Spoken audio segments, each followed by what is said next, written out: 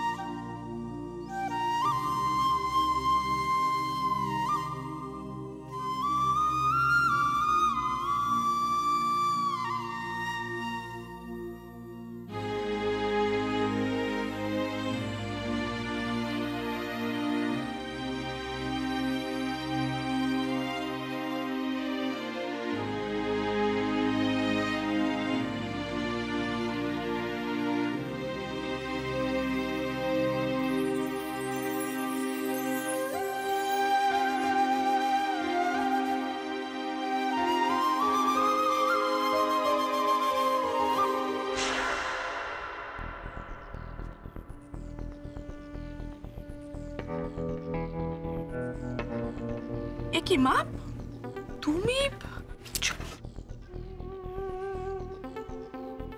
তুমি ঘরের বাইরে আর দিয়া ঘরের ভেতরে? আচ্ছা ব্যাপারটা কি বলো তো?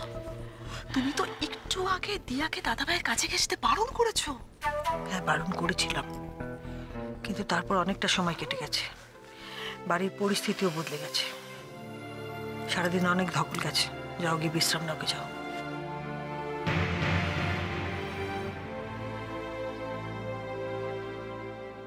বাবা, মা তো দেখছি একেবারে চোখের পলক ফেলতে না ফেলতেই পাল্টি খাচ্ছে।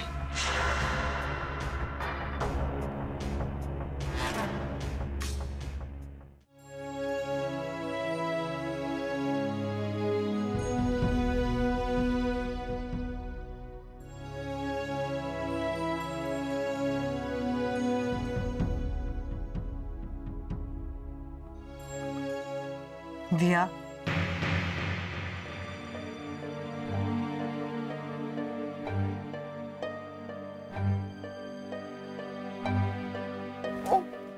মা, আসলে ঠাম্মা আমাকে ওনার কাছে বসতে বলে ওই ঘরে গেল। আর্যর মাথাটা একটু তুলে ধরো তো, আমি ওকে দুধটা খাইয়ে দিই। হ্যাঁ মা।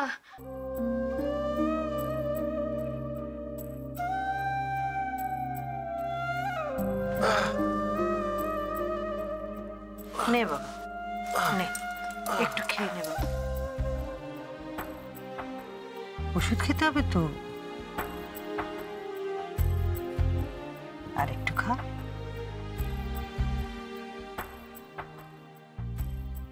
নে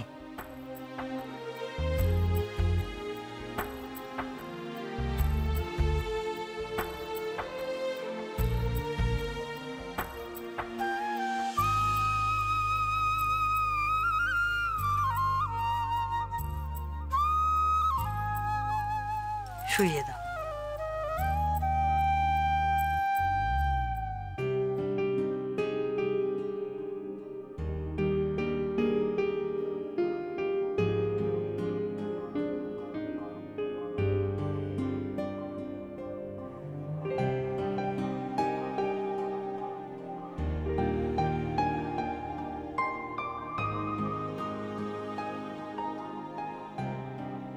দিয়া,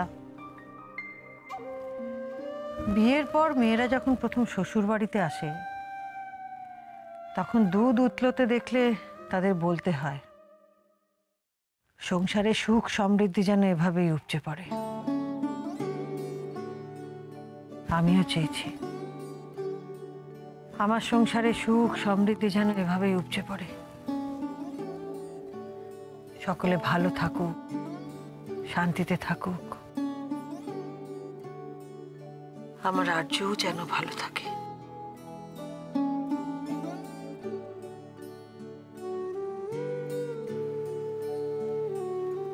দিয়া, সংসারের শান্তি বজায় রাখতে অনেক স্বার্থ ত্যাগ করতে হয়। নিজের ইচ্ছে অনিচ্ছেগুলোকে বিসর্জন দিতে হয়। অন্যদের কিসে ভালো হয়, কিসে খারাপ হয়, সেদিকে ভাবতে হয়। আমি তোমাকে যে সংসারের চাবিটা তুলে দিয়েছি, সেটা কিন্তু এমনি এমনি নয়। এই চাবির ভার অনেক। সেই ভার বহন করার মতন যোগ্যতা তোমাকেই অর্জন করতে হবে। পারবে তো? আমি পারবো মা, পারবো।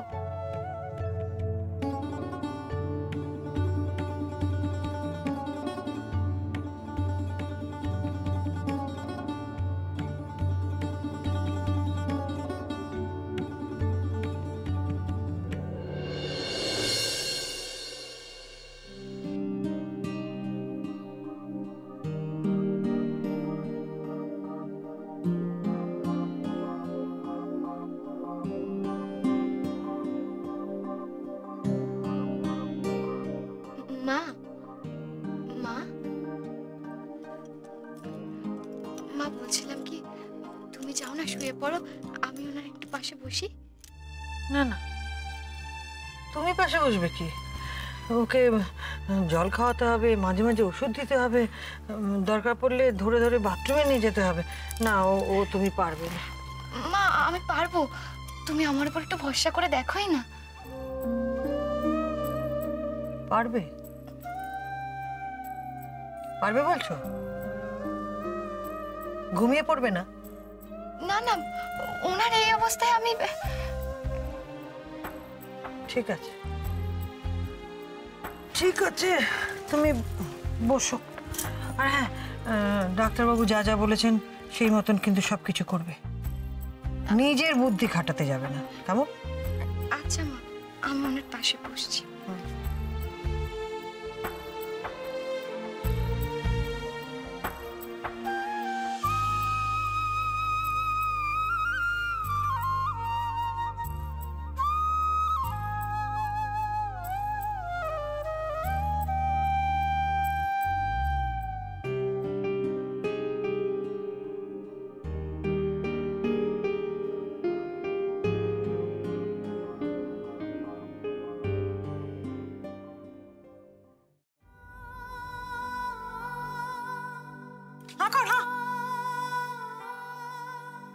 ঠিক আছে, না না, মন দিয়ে খেলবি, হ্যাঁ? খেলা ছাড়া আর কোনো দিকে মন দিবি না।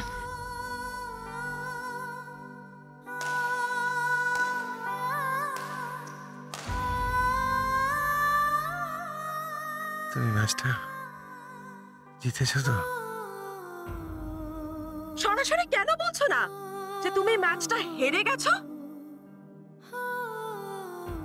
তুই আমার মাথায় হাত রেখে প্রতিজ্ঞা কর যে তোর বউ আর কোনোদিন ব্যাডমিন্টন খেলবে না। আমার স্ত্রী দিয়া আর কোনোদিনও ব্যাডমিন্টন খেলবে না।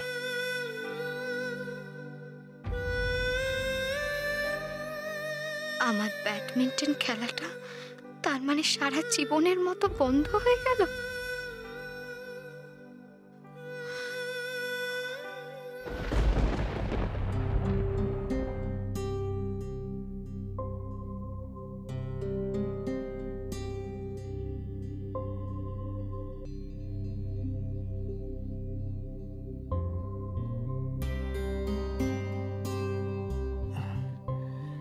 কি দিয়া, তুমি এখন এখানে বসে আছো? ঘুমোতে যাও, কাল সকালে খেলা আছে তো তোমার। কি স্যার, আপনি উঠছেন কেন? স্যার, ডাক্তারবাবু আপনাকে বিছানা থেকে উঠতে বারণ করছে, আপনি এইসব আমি ঠিক আছি, আমি ঠিক আছি। না, আপনি ঠিক নেই স্যার। প্লিজ স্যার, আমি আপনার কাছে হাত জোড় করে বলছি, মা যেটা বলছেন আপনি সেটাই করুন স্যার। আমি তোমায় কথা দিচ্ছি মা, আমার স্ত্রী দিয়া আর কোনোদিনও ব্যাডমিন্টন খেলবে না। কেন কেন তুমি এখন এখানে বসে আছো? যাও, দূরে সরে যাও, অনেক দূরে সরে যাও তুমি। দূরে সরে যাব বলে তো কাছে আসিনি আমি। আপনিই তো আমাকে বলেছিলেন যে নিয়তি আমাদের এক করেছে, এবার বাকি পথটা আমাদের একসঙ্গে চলতে হবে, একে অপরের আশা হয়ে, ভরসা হয়ে, শক্তি হয়ে, স্বপ্ন পূরণের তাগিদ হয়ে। কিন্তু কিন্তু আমি তোমার স্বপ্নকে গলা টিপে মেরে দিয়েছি দিয়া। আমি তোমার মা বাবাকে কথা দিয়েছিলাম দিয়া যে আমি তোমার ব্যাডমিন্টন খেলাবো, তোমার চ্যাম্পিয়ন করব, state champion, nationals, Olympic, world.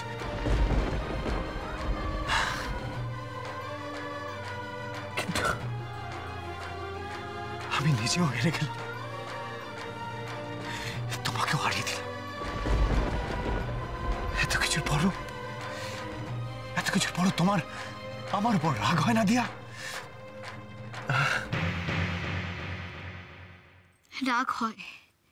রাগ হয় নিজের ওপরে। আমি তো আপনাকে কলঙ্ক মুক্ত করতে পারিনি স্যার।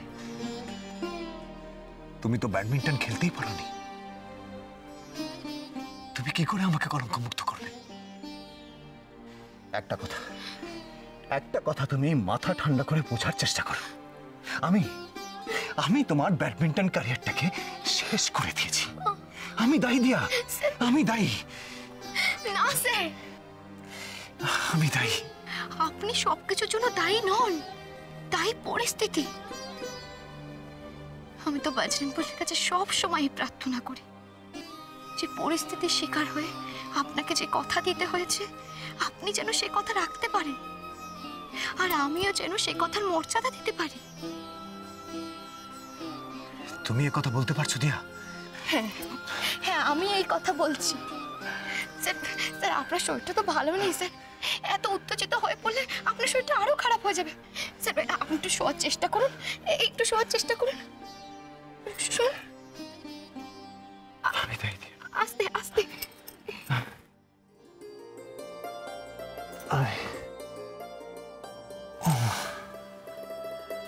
আমি হেরে গেছি দিয়া। ঘুমিয়ে পড়ুন স্যার, ঘুমিয়ে পড়ুন।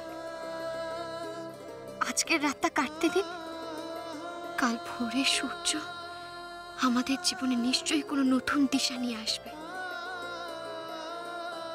নতুন করে কোনো স্বপ্ন দেখাবে। আমি ব্যাডমিন্টন কোর্টে আপনাকে জেতাতে পারিনি আমি জানি, কিন্তু এই সংসারে আমি আপনাকে ঠিক জেতাবো স্যার, ঠিক জেতাবো। আপনি মিলিয়ে নেবেন। কাজটা খুব তাড়াহুড়ো করে করা হয়ে গেল না মাধবী? কোন কাজের কথা বলছো তুমি? ওই যে তুমি এরকম একটা ক্রাইসিসের মুহূর্তে দুম করে দিয়ার হাতে সংসারের চাবিটা তুলে দিলে। মানে এতদিন তো তুমিই বলেছো যে সংসারের চাবি দিয়ার হাতে তুলে দিতে, যাতে ও ঘরমুখো হয়। হ্যাঁ বলেছিলাম, হ্যাঁ নিশ্চয়ই বলেছিলাম, কিন্তু তখন তো পরিস্থিতি অন্যরকম ছিল। তখন দিয়াকে ব্যাডমিন্টন খেলানো থেকে সরানো যাচ্ছিল না। আজও জেদ ধরে বসেছিল দিয়াকে দিয়ে ব্যাডমিন্টন খেলাবেই।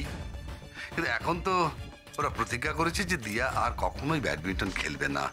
তারপরেও তুমি কেন চাবিটা ওর হাতে তুলে দিতে গেলে বলো তো? আমি তোমার কথা কিছুই বুঝতে পারছি না। দেখো, এতদিন তো আমিই চেয়েছিলাম যে দিয়া ব্যাডমিন্টন খেলা ছেড়ে দিয়ে আমার আর দুই বউয়ের মতন সংসার করুক। এখন যখন দিয়া রাজি হয়েছে, তখন মা হিসেবেই বলো বা শাশুড়ি হিসেবেই বলো, সংসারের চাবি তো ওর হাতে তুলে দেওয়া উচিত। আর বাড়ির বড় বউ হিসেবে এই সংসারের চাবি তো ওরই প্রাপ্য, তাই না? এটাই তো সমস্যা মাধবী। তোমার চাওয়া আর আমার চাওয়া, এই দুটো তো একেবারে দুই মেরু।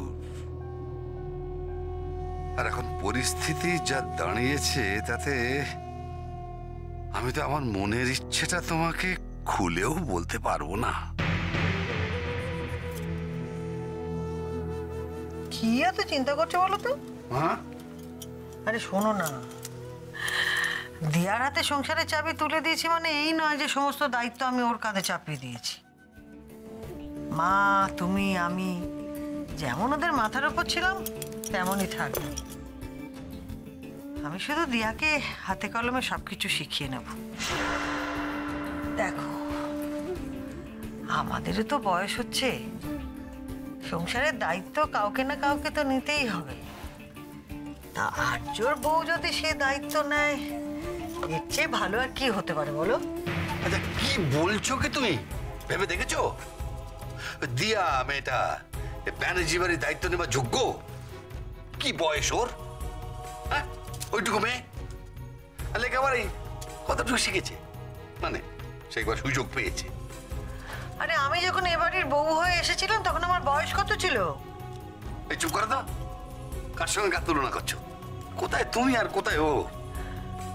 আর কোন ফ্যামিলি ব্যাকগ্রাউন্ড তুমি দেখোনি ওর? না না না না, এইভাবে চাবিটা ওরাতে তুলে দেওয়া মোটেই ঠিক কাজ হয়নি, বুঝতে পেরেছো? বন্দুক থেকে একবার গুলি বেরিয়ে গেলে তো আবার তা ফেরানোও যায় না। না না না না না, চাবি ফিরিয়ে নেওয়ার কোনো প্রশ্নই ওঠে না। তার আগে আর্য সুস্থ হয়ে উঠুক, তারপর আমি ওই দিয়াকে হাতে কলমে সমস্ত কিছু শিখিয়ে দেবো, সংসারের দায়িত্ব ওর কাঁধে তুলে দেবো, ব্যাস তখন দেখবে তোমার আর কোনো অভিযোগ থাকবে না ওর ওপর।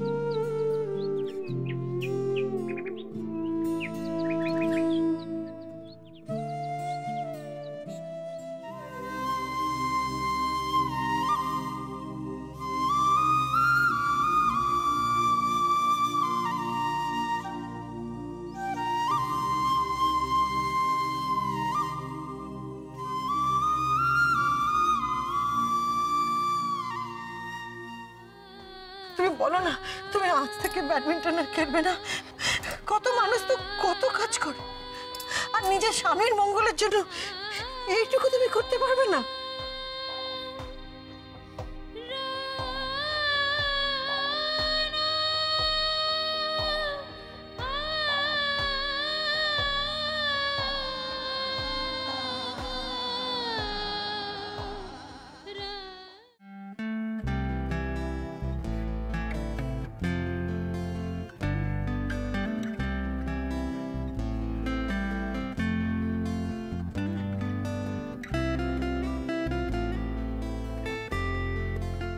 আজ থেকে সংসারের সমস্ত দায়িত্ব তোমার দেয়া।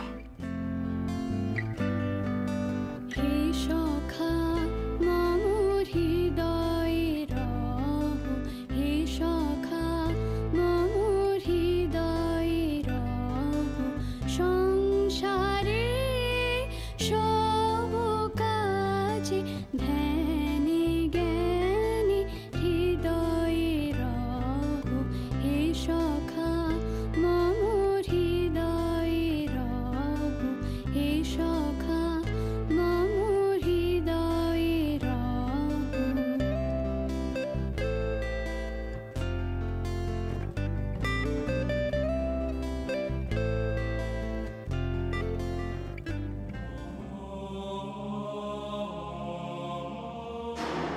এটাতে অ্যালার্ম দিয়ে রেখো, রোজ ভোর 4টে থেকে প্র্যাকটিস করতে হবে তোমায়, আর সেটা শুরু হবে কাল থেকেই।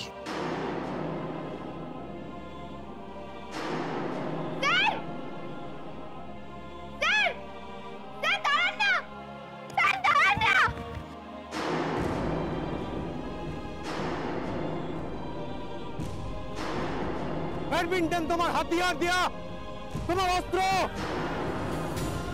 রান ফাস্ট রান, তোমাকে একাডেমির ভেতরে গিয়ে লড়তে হবে।